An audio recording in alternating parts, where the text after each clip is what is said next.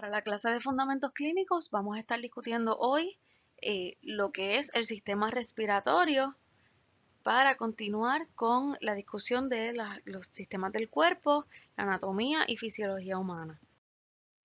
El sistema respiratorio es el encargado de llevar el proceso de respiración, que no es otra cosa que un sistema mecánico que nos permite hacer el proceso de respirar. Y respirar no es otra cosa que llevar a cabo un intercambio de aire que ocurre entre los pulmones y el ambiente externo, ¿verdad? El aire que se encuentra a nuestro alrededor de manera externa del cuerpo. Durante este proceso se inhala oxígeno a través de los espacios de aire de los pulmones, que inmediatamente va a pasar a través de los capilares del cuerpo, que discutimos dentro de lo que son lo que es el sistema cardiovascular.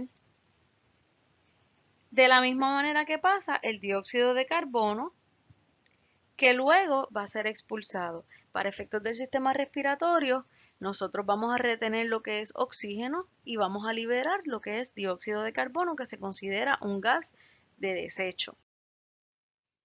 Para discutir lo que es la anatomía y la fisiología de la respiración, debemos comenzar, ¿verdad?, estableciendo que el aire entra a través de la nariz por los orificios llamados fosas nasales, en inglés se conocen como nostrils. Las fosas nasales son esos dos orificios que tenemos en la parte inferior de nuestra nariz, que durante el proceso de inhalación es lo que nos permite poder ingresar aire de ese ambiente externo que les acabo de mencionar hacia la parte interna de nuestro cuerpo. El aire pasa por lo que es la cavidad nasal, que se encuentra alineada a una membrana mucosa que contiene unos vellos bien finos que nos funcionan como filtros para ese aire. Así que si usted se mira en un espejo, la parte interna de su nariz, se va a poder dar cuenta que esa membrana mucosa se presenta, ¿verdad?, con una humedad que por lo general es típico de la nariz y puede poder apreciar lo que son esos vellos que nos trabajan como unos filtros para el aire. Dentro de la cavidad nasal se encuentra lo que se conoce como el seno paranasal, que es un hueco, y que cuando hablamos de un hueco es que pues permite, ¿verdad? Es un espacio abierto que permite que pase el aire. Este seno paranasal está conectado con lo que es la cavidad nasal, toda esa parte de la nariz, y ayuda a la producción de sonidos. Cuando estamos realizando sonidos al hablar, algunos sonidos, ¿verdad?, los podemos hacer utilizando la lengua, si utilizamos cuerdas vocales, pero hay unos sonidos que son nasales que necesitamos, ¿verdad?, ese espacio para que el aire pase y esos sonidos se puedan producir. Una vez el aire pasa por el seno paranasal, pasa por la faringe. Y si se fijan, la faringe es un órgano que también discutimos dentro de lo que es el sistema digestivo. Y si recuerdan, yo le dije que la faringe tenía una doble función, porque en un momento vamos a estar pasando alimento, lo que es el bolo alimenticio, pero el resto del tiempo lo que va a estar pasando a través de ese tubo es aire. La faringe se encuentra, si tocamos, ¿verdad?, nuestro propio cuerpo en el área de lo que conocemos como la garganta. Una vez ese aire pasa por la faringe, pasa a lo que es la laringe, que se conoce como la caja de la voz. La laringe es otro de los elementos que nos permiten crear o producir sonidos. Aquí es donde se encuentran las cuerdas vocales, que como les dije, también son parte fundamental de que nosotros tengamos esa capacidad de emitir sonidos y por lo tanto de hablar. Después de la laringe, el aire va a pasar al esófago y el esófago también es un órgano que tiene doble función porque también permite el paso del bolo alimenticio y el paso del aire. La comida y el aire entran juntos, pues porque mientras estamos consumiendo un alimento, nosotros no vamos a dejar de respirar. Nuestro cuerpo se mantiene realizando ese proceso de respiración de manera involuntaria porque nosotros no tenemos, ¿verdad?, que pensar voy a respirar, sino el cuerpo lo hace como uno de esos mecanismos, ¿verdad?, naturales del cuerpo. Así que mientras estamos consumiendo alimentos, estamos también llevando a cabo el proceso de respiración. Así que el aire y el bolo alimenticio pasan juntos a través del esófago y es la epiglotis, que también se las mencioné dentro del material del sistema digestivo, que permite, ¿verdad? Abre o cierra dependiendo de qué es lo que va a permitir que pase. La epiglotis no es otra cosa que una válvula que en algunos momentos va a abrir para darle paso al aire y en otros casos va a cerrar justamente cuando ese bolo alimenticio esté pasando por el nivel del esófago. Una vez el aire pasa por el esófago, va a entrar a lo que es la tráquea. La tráquea es un tubo vertical, o sea, un tubo hacia abajo, que tiene una longitud aproximada de 4 pulgadas y media.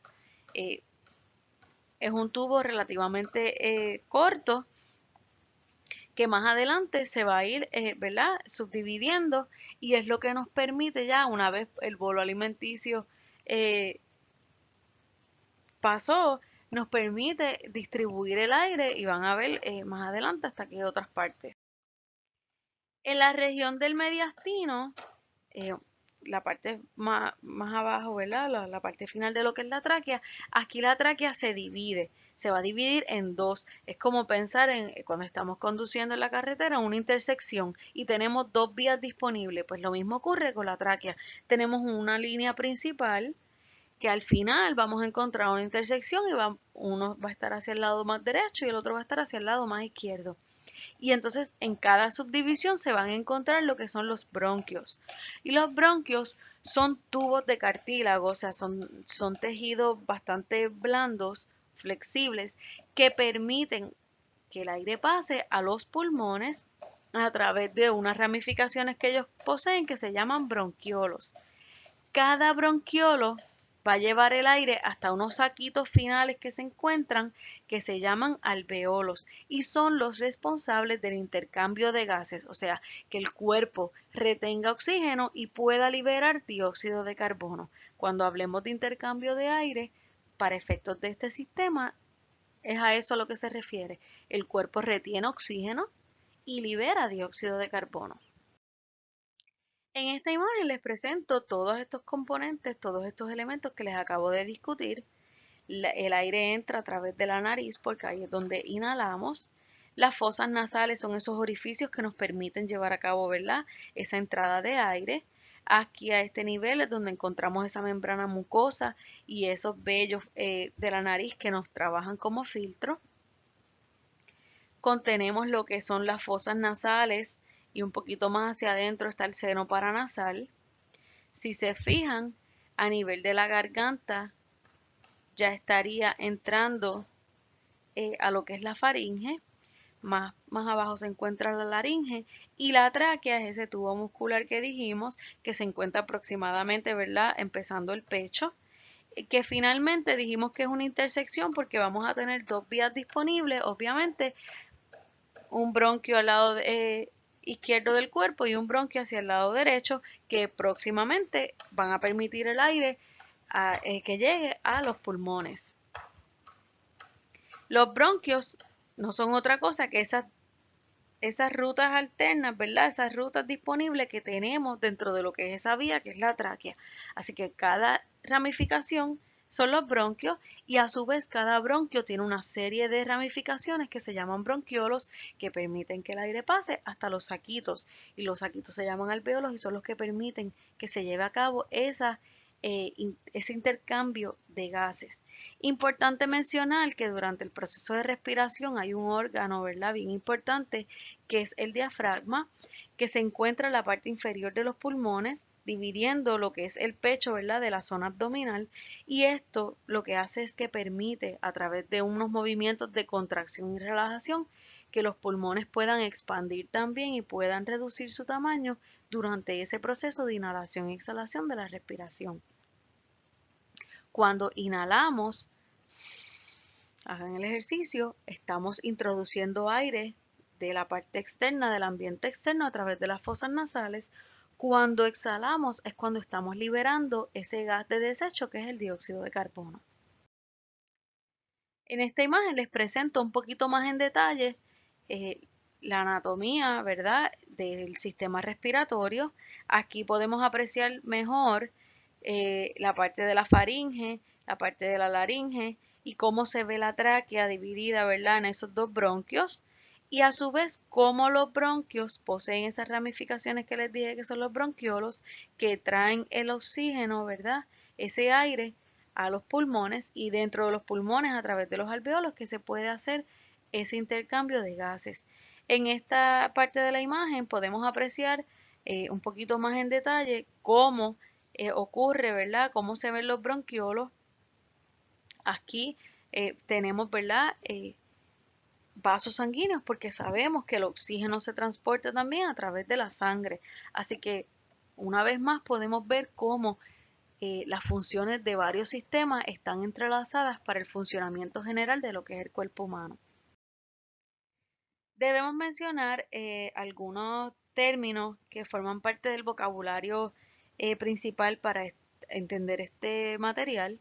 Los capilares, ya lo habíamos discutido, sabemos que son los vasos sanguíneos más pequeños, pues son los que van a transportar ese oxígeno. El dióxido de carbono es ese gas que se produce una vez el oxígeno y la comida o ese bolo alimenticio se están combinando dentro de las células. Así que de la misma manera que expulsamos del bolo alimenticio la parte que ya el cuerpo no necesita y se desecha, ¿verdad?, a través de las heces fecales, y de la misma manera que el sistema urinario, cuando los riñones producen la orina, tenemos que sacar esas sustancias nitrogenadas con el líquido a través de lo que es la orina, pues el cuerpo también tiene que desechar el gas que ya no está utilizando, que es el dióxido de carbono. Acumular dióxido de carbono en el cuerpo trae, ¿verdad?, unas consecuencias en términos de salud que provocan condiciones respiratorias de seriedad. Así que el cuerpo debe ser capaz de poder eliminar este gas, pues porque contenerlo o acumularlo de manera interna es el equivalente, ¿verdad?, a envenenarnos. Otro de los términos, la epiglotis, perdón.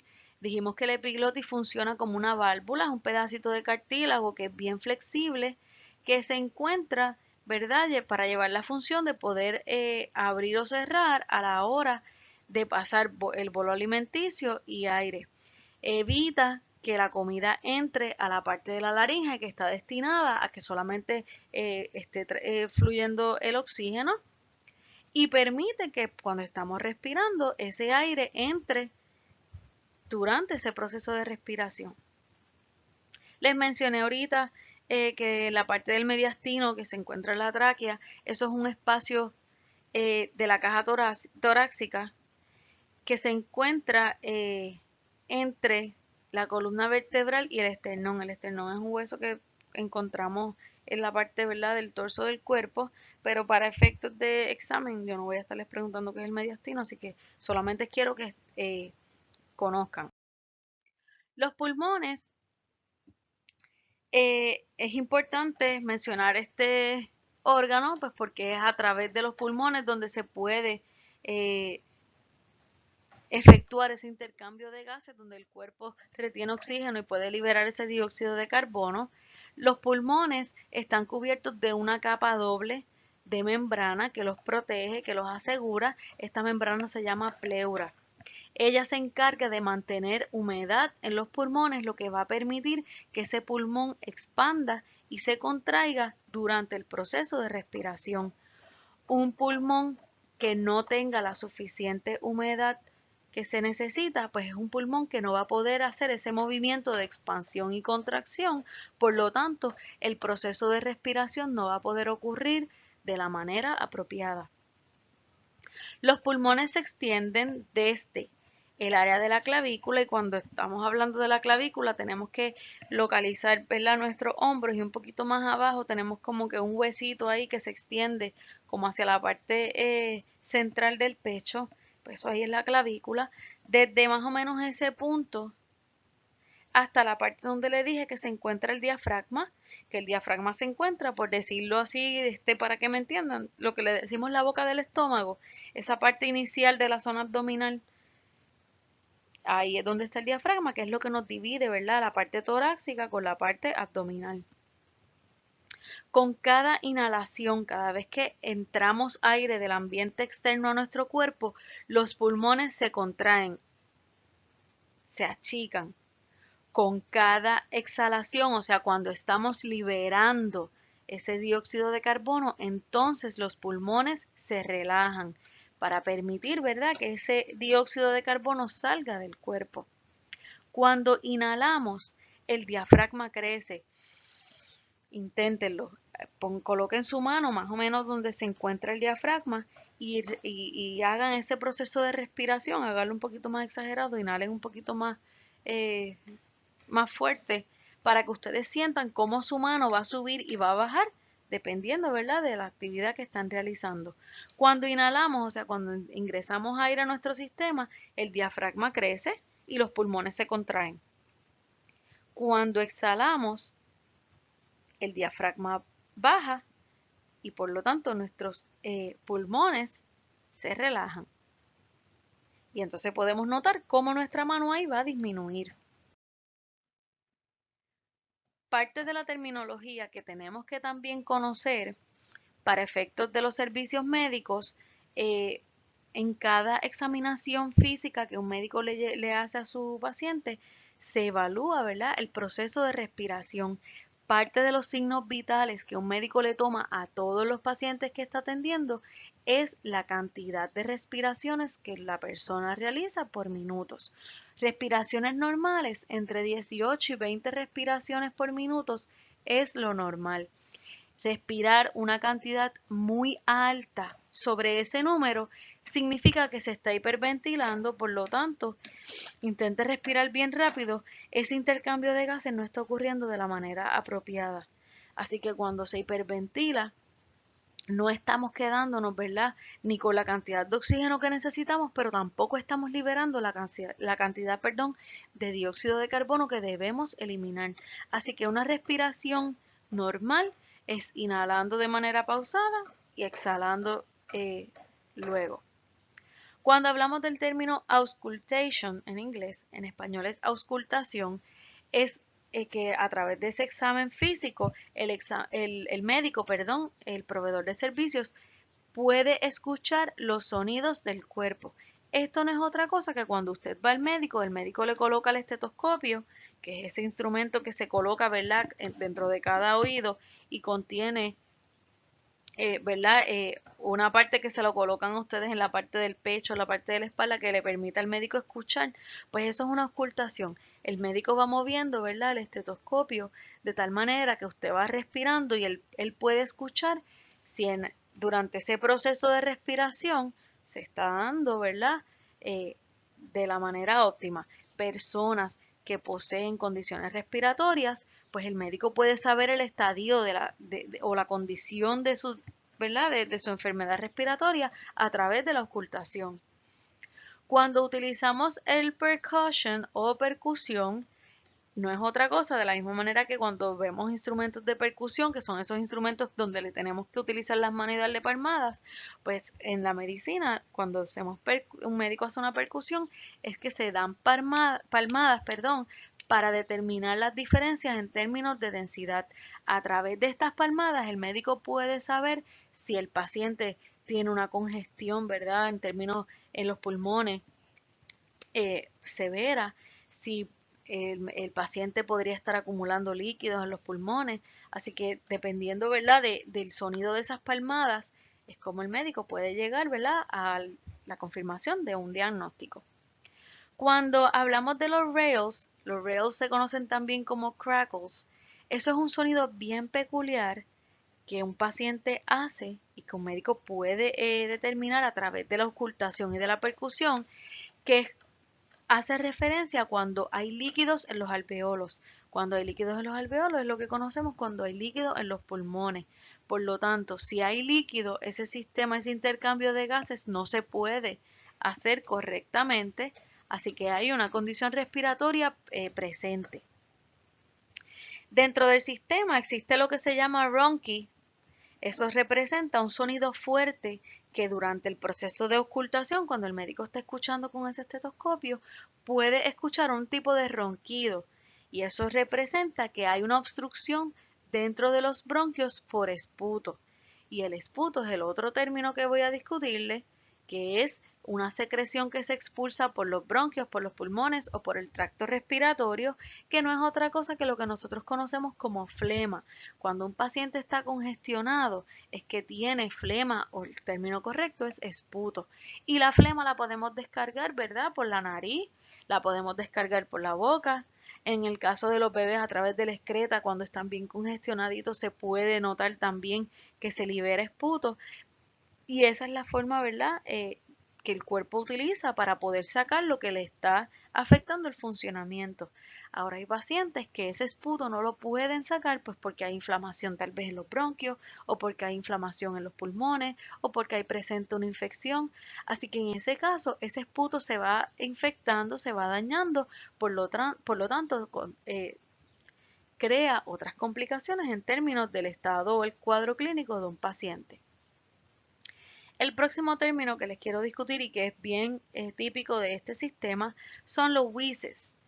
Un sonido de wheezing es como un silbido, es un sonido persistente que se puede apreciar a través de la auscultación y se produce, ¿verdad?, cuando estamos respirando y cuando hay una obstrucción en las vías respiratorias.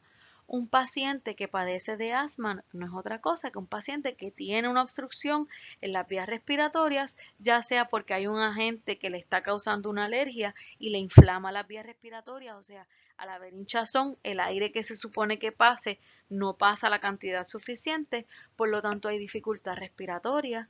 Un paciente que padece una condición, ¿verdad?, ya más avanzada en términos respiratorios, también puede llevar o producir estos sonidos de sibilancia y eso se escucha como un pitido.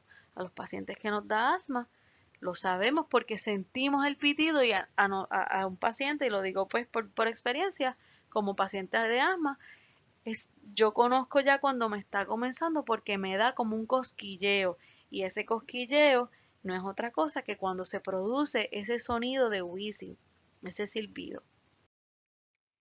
Cuando hablamos de lo que es croup, esto por lo general lo escuchamos mucho y bien común en niños, sí les puede dar a personas adultas, pero lo vemos bien comúnmente en niños y bastante pequeños.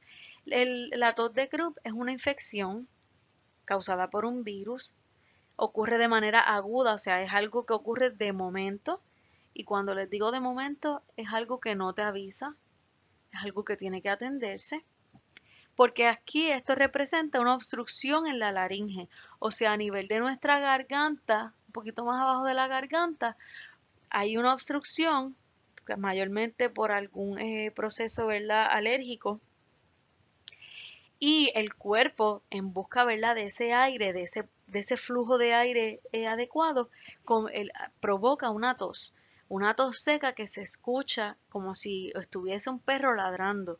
Ese ladrido, esa tos así como tipo la tos de perro, lo que le llaman, no es otra cosa que la tos de Krupp.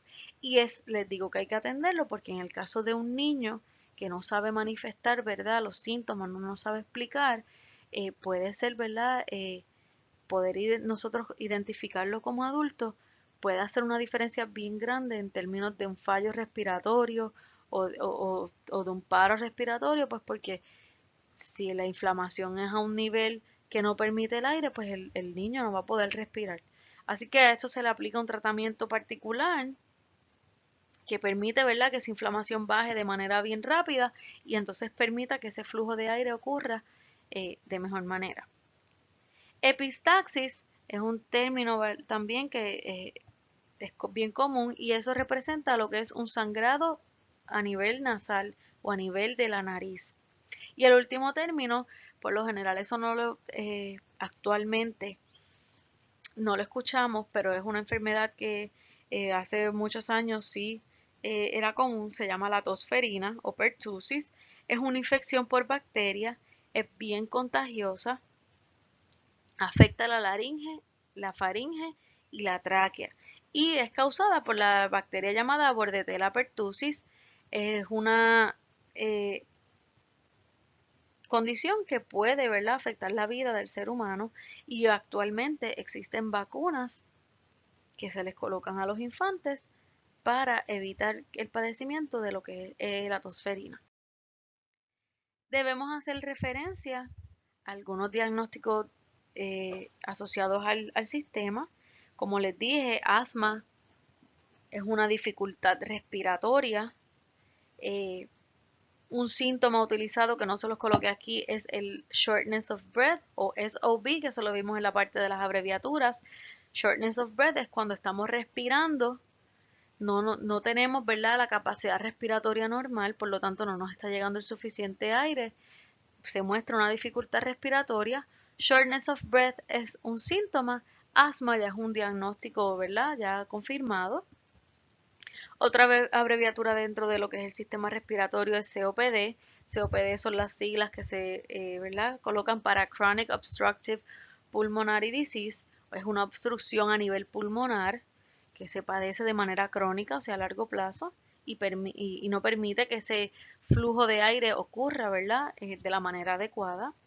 Fibrosis pulmonar es una condición donde los pulmones se endurecen, esa membrana que les dije es la pleura que protege los pulmones, no mantiene la humedad posible, o sea que al no tener la humedad que el pulmón necesita, el pulmón no puede ni contraerse ni relajarse, por lo tanto crea dificultad respiratoria. Es una condición que es progresiva, no tiene cura, así que es una condición bien difícil que hay que tratarla para evitar su progreso, pero que lamentablemente el paciente no va a poder curarse de la condición.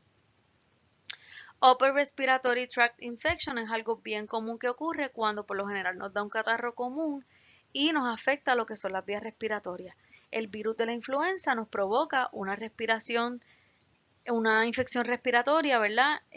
A nivel del tracto respiratorio superior, en la parte de arriba, o sea, no envuelve lo que son pulmones, pero sí nos afecta las vías respiratorias. Bronquitis o bronquiolitis son inflamación en los bronquios o bronquiolos. Bronquitis por lo general es el diagnóstico para los adultos. Bronquiolitis se utiliza para bebés e infantes. Cáncer de pulmón es algo bien común, es algo bien difícil de manejar, pues porque afecta directamente lo que es la respiración. Por lo tanto, pacientes que padecen de estas condiciones muchas veces necesitan utilizar oxígeno todo el tiempo. Neumonía es una infección dentro de los pulmones. Apnea del sueño es una interrupción a la respiración durante el tiempo que una persona está durmiendo. Algunos procedimientos que se relacionan al sistema. Pulmonary resection, eso es cuando cortamos una parte del pulmón porque haya un tumor, porque haya una infección, porque haya algún diagnóstico que está afectando. No se está removiendo el pulmón, simplemente se está eliminando, ¿verdad?, una parte afectada. Broncoscopy, sabemos que scopy es una examinación visual, bronco nos hace referencia a los bronquios, pues una examinación visual de los bronquios. Existen pruebas radiológicas, como la tomografía computadorizada, CT scan de pecho, MRI, que es la resonancia magnética de pecho, que cada uno, ¿verdad?, permite ver un poco más, un poco menos, dependiendo de qué es lo que se quiere confirmar o descartar, pues es la prueba que se utiliza. Pruebas de función pulmonar por lo general se hacen dentro de las prácticas neumológicas. Son pruebas que le pueden dejar saber al especialista cuánto están trabajando los pulmones, cuánto es la respiración que está ocurriendo en este paciente. Por lo tanto, eso permite llevar a cabo un tratamiento ajustado, ¿verdad?, a la función de los pulmones. Las pruebas, las radiografías o las placas de pecho también permiten diagnosticar o descartar diagnósticos en la medicina. El especialista que trata las condiciones del sistema respiratorio es el neumólogo. Podemos escribir el término con PN o podemos escribirlo con N solamente.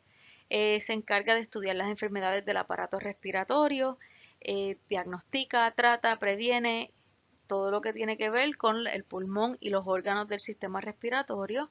Existen subespecialidades que, como hemos dicho en otros sistemas, se encargan o al estudio de un solo órgano, se encargan de una edad particular para un grupo de pacientes, los pediátricos, los geriátricos, así que hay diversos tipos de especialistas dentro de lo que es la neumología. Y existe una profesión, ¿verdad?, dentro de lo que son los servicios técnicos o las profesiones técnicas, que es un terapista respiratorio, es un profesional de la salud que trabaja en conjunto con los neumólogos y son los que, ¿verdad?, tratan a los pacientes que padecen afecciones de los pulmones o del tracto respiratorio, ya sea de manera aguda o de manera crónica. Muchas veces los especialistas, los neumólogos tienen personal de terapia respiratoria trabajando en sus prácticas, pero los vemos también en los hospitales, cuando hay pacientes que están hospitalizados por condiciones respiratorias, siempre reciben la visita de un terapista que es el encargado de administrarle medicamentos directamente relacionados a lo que es el sistema respiratorio. En este slide les coloco un video, ¿verdad? Para que puedan entender un poquito más ese proceso de respiración. Como no podemos estar en el salón de clase, no podemos hacer unos ejercicios que a mí me gusta trabajar utilizando un globo y ustedes mismos lo practican. Pues aquí les coloco un material suplementario para que ustedes vean cómo ocurre ese proceso de respiración.